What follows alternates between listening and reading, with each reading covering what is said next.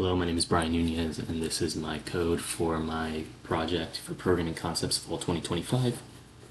Just get right into it. How I collected the user inputs and determined if the user made an error while entering those user inputs. Did while loops, so for each input there's a separate while loop. Set a variable for each one equal to 0, so true 1 equal to 0, while true 1 is equal to 0, and then it asks what they want their color to be. If they choose a number that's out of the range, displays that it's an invalid choice and it goes back to the beginning of the while loop.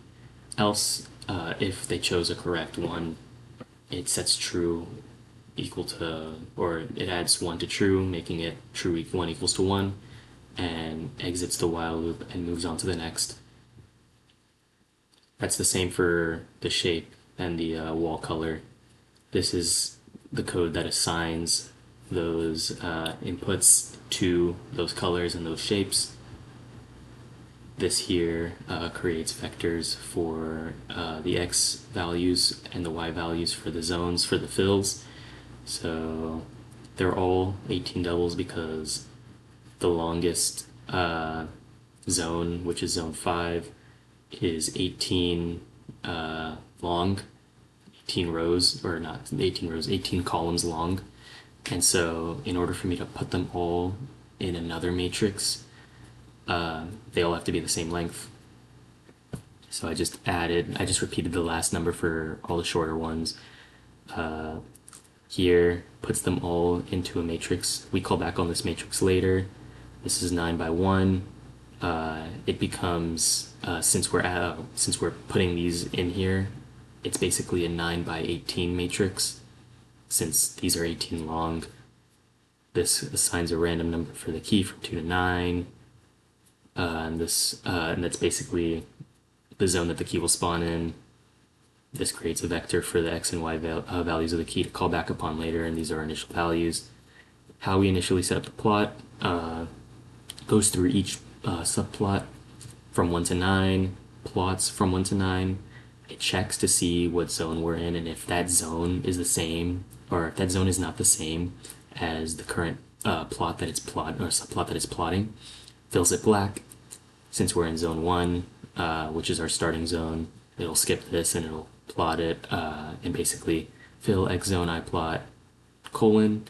It takes x zone and then the row, so row 1, which is zone 1, and then all values in zone 1, which is everything here. Same for y. Hold on to that. Plot xy color.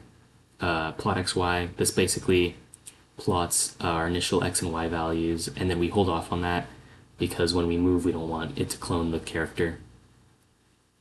This while loop is the most important part. It's basically our gameplay loop.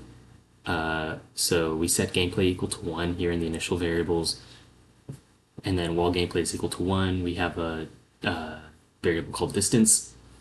Distance is the basically the max distance that the character will move when moving between plots. This basically determines how much our character will move. So movement equals input. This is determining where our character is going to move. If we wanted to move, for example, south, it'll check to see if we're, first of all, we input 2.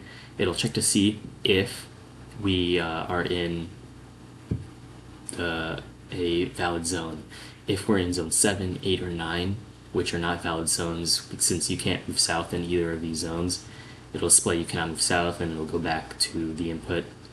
If we are in a valid zone, so any other zone, so we're in zone 1 right now, basically it creates indexes moves by 1 so we can count how many moves. It creates another while loop, and basically this plays on until distance is equal to 0.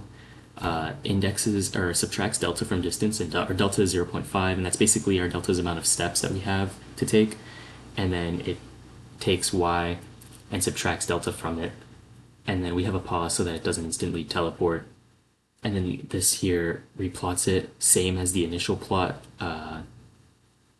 goes through, checks to see if it's not the same zone. If not, paint it black. Here, another nested if statement in here, basically saying that if that zone that we enter is equal to the key zone, then we get the key, and the get key is equal to 0. Then it plots the key and it holds on so that the key doesn't disappear every time we replot. After it goes through that, it fills, holds on so that we keep the fill, and then holds off on the plot so that the character doesn't clone himself. This checks once we reach the 0 value. So when we're moving south, the bottom of the graph or the bottom of the plot will be 0. If we reach that, it sets y back equal to 6, and then it adds 3 to the zone. Since we're in zone 1, 1 plus 3 is equal to 4, so we'll enter zone 4. That's the same for all the subplots. And basically, we'll go back up, and we'll continue until delta is not equal to 0. Since we start now at y equals 6, we'll keep going down by delta until y is the final value that we'll be at. So that would be 3. Since our delta is 8 and we moved 8, we basically moved a total distance of 8. And that's basically how we determine the movement. And it's the same for east, west, and north. So, except, like, for example, for north, we add y. When y is equal to 6, we make it 0, and then we subtract the zone by 3. And then for east and west, same deal, except y is now x. When x is equal to 6, which is the most in when you're moving east, it's the final value you'll be at when you're moving east in the first plot. You'll set it back to 0 and add 1 to zone, and then west is vice versa. If you display, or if you choose an option that is not 1, 2, 3, or 4, so if I chose like 56 or 5, invalid choice, we can't move, brings us back up to the top, and it'll basically have us do it again. And we have a pause right here as well to give time. So this checks to see right here if we have the key or if we have the sword in this case. And if the zone is equal to the key zone and if get key is equal to 0, it checks for both of these. Then it plots the key zone, basically plots the or gives the prints the dialogue, and replots the subplot that we're in so that it doesn't black out when we plot the key. And it plots our character again, and we hold on here so that it keeps the fill, and hold off on the character so that he doesn't clone himself again. And then we set get key equals to 1. This ends. Now here we have to basically escape with the key. So this checks to see if we are in the same, if get key is equal to 1, so if we have the key, and if zone is equal to 1, and this is the win condition. If this is true, it breaks out of the whole while loop, and basically tells us how many moves we won the game in. So we won the game, and then it displays the light loop, and basically how I did the celebration, or the loop of the looping lights is I created double nested for loop.